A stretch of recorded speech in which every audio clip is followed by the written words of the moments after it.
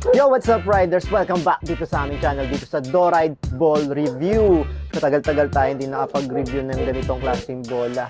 Mahigit isang taon na. At ngayon, magre-review tayo ulit dahil 2024 na.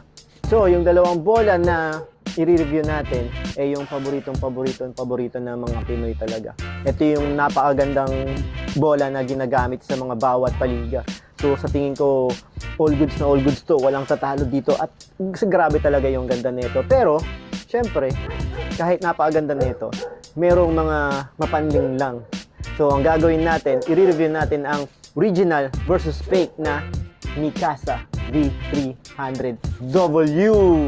So, right. So, dalawang klaseng bola. Meron tayong original at meron tayong fake na bola ng Mikasa V300W. Meron tayong Class A, meron tayong UA, Unauthorized Authentic. Meron din tayong